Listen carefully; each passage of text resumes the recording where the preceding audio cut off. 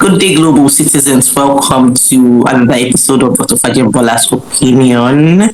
Today, I have a colleague in the field of public health who is here to discuss osteoporosis in Nigeria. So thank you so much. I read on your profile, on your LinkedIn, you're an aspiring PhD researcher, right? Yes, ma'am. Yes, ma'am. Thank you so much, sir. If you're using my for me, I also use for you. Yes, sir. um, it's actually great. I'm actually inspired. Please go for it, whether in Nigeria or outside Nigeria, wherever you want to do your PhD. I always want people around me to go for that. I want people around me to be better. I celebrate growth a lot. So please, if you're aspiring to go for your PhD, whatever, please go for it. Go for postdoc, be an emeritus professor if that's what you want. I'm so I that's what I want for people actually. So good luck on your future journey of becoming a PhD scholar. Discussion.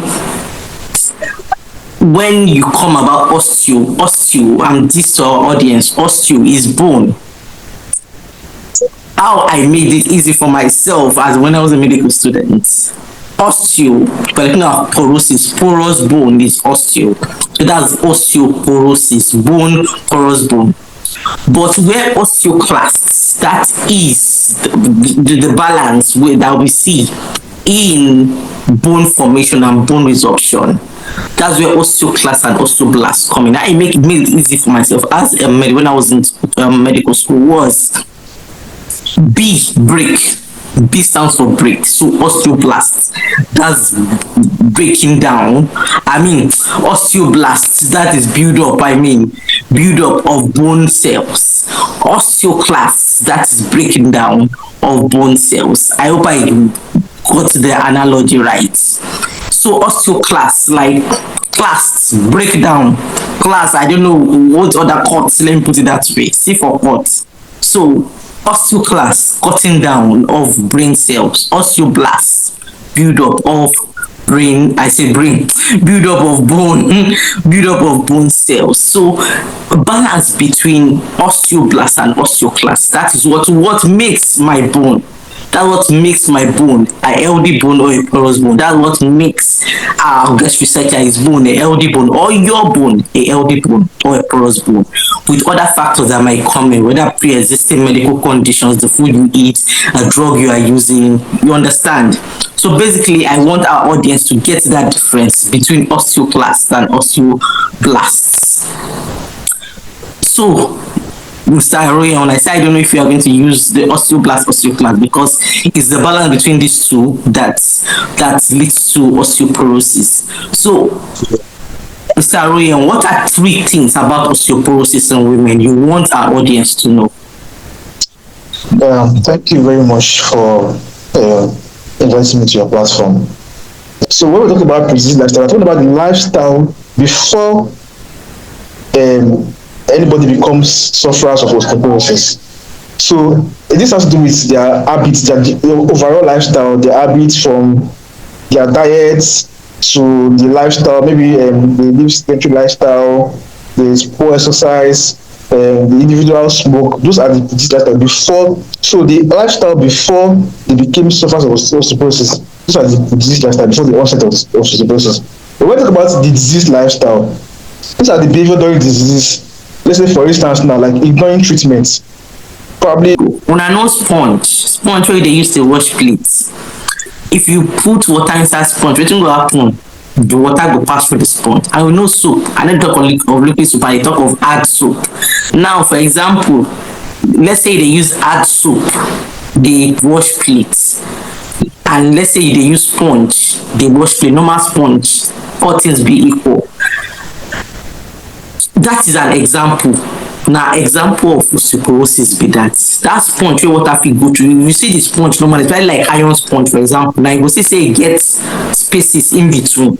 You go see say spaces there in between the what are they calling? Spaces there in between the sponge. But you see soap, no space there in between. They add.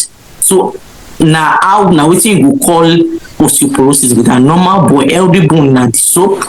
osteoporosis na the sponge, and na why oyibo man, white people, na why they name am osteoporosis, because pores, osteoporosis dey porous. Porous mean air fit enter, na something wey air fit go in and out of am. So porosis na that sponge wey air. So next time when you dey wash plates, or once time when you wan baff, I no know kind of sponge una dey use dey baff.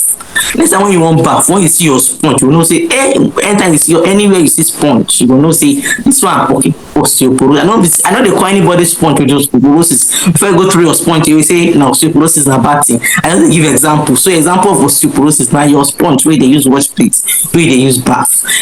Normal bone na the soap, na the hard soap you dey use baff, or you dey use. The issue of disability and dependence, and that dependence also is a strain on the able population, because they also have to maybe probably someone that cannot go to the workplace again due to maybe a fracture of the leg and it's not even due to osteoporosis.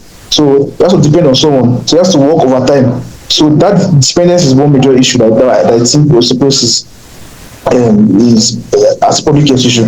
They talk about the increase in the health costs, because the issue of rehabilitation, surgeries, and then talking about something like, for instance, now not all individuals can afford the osteoporosis, the management of osteoporosis, in terms of the rehabilitation and the continuous care, because it's not easy that you just treat at one time. It has to be managed.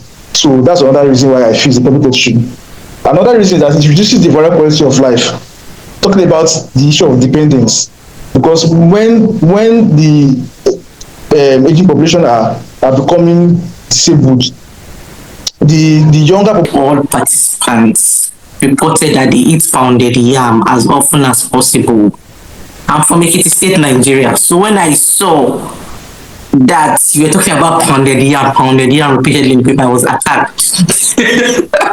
No. What is the connection? And this video, I'm going to send it to my Ekiti people and my Ondo people that eat pounded yam morning, afternoon, night. What is the connection between pounded yam and osteoporosis? Thank you very much. The connection is just basically diet. They reported that they use herbs for the treatment whenever they were ill. Not just African, I'm not trying to look down on traditional medicine. I really value traditional medicine in the aspect of, because that's where a large number of our drugs are made from. You understand what the difference is with modern medicine is they are titrated, they are calculated, so you avoid drug interactions, or you avoid overdose. Now, and a large part of countries, even first world countries, they are trying to use herbal medications, even in prescription to patients, to ill patients, but just that they are titrated in liquid form of stuff. Now, I want to go deep into my experiences, even in developed countries, in their use of herbal medication or traditional medicine. What I'm trying to say is, in Nigeria, for example, where this research was done, we call it agbo. And agbo is a condiment. Almost every Nigerian home has different bottles, for the one for malaria, typhoid, whatsoever. And it will take a lot of advocacy and investment in health education and community engagement to get Nigerians of over 200 million people to throw away these bottles of agbo, let me put it that way, of different sorts of agbo. Now, reading this paper and you doing this research, you find out that people are on agbo, you understand? And when I read the paper, I was not surprised that people are using herbal condiments. That's the first thing that comes to mind. In fact, one of the last episodes we did on Dr. Fadembola's opinion, a nurse